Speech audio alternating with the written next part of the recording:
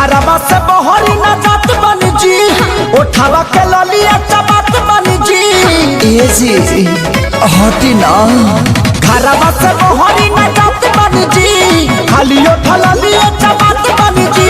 अब कर दिन किलिया के बढ़िया से सैया छोड़ दीना ए राजा, सैया छोड़ दीना बनहल कंवरिया कसाइल बा कमरिया सरिया से। सैया छोड़ दीना बनहल कंवरिया कसाइल बा कमरिया सरिया से।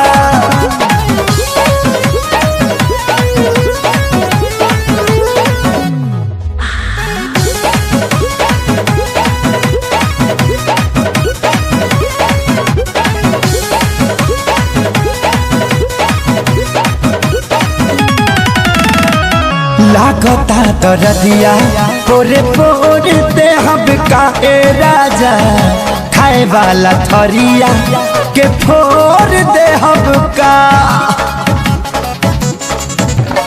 ए जी लागता दरदिया पोरे पोरे देहब का, हाँ हाँ खाए वाला थरिया के फोर देहब का। बाहर जाई ना तो तर देब करिया से। ए जी सैया छोड़ देना बनहल कंवरिया कसाइल बा कमरिया सरिया से। सैया छोड़ देना बनहल कंवरिया कसाइल बा कमरिया सरिया से।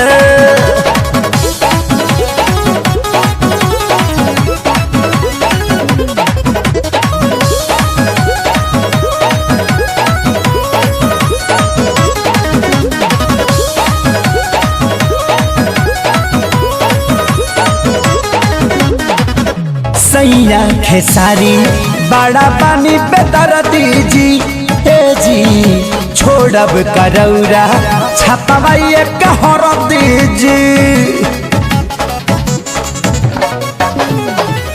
सैया खेसारी बड़ा पानी बेदर्दी जी, हाँ हाँ छोड़ब करौरा छपवाइए कहर दीजी। सोनू ने तोरा छिलाई बेटा घड़िया से। सैया छोड़ दीना ए राजा, सैया छोड़ दीना बनहल कंवरिया कसाइल बा कमरिया सरिया से। सैया छोड़ दीना बनहल कंवरिया कसाइल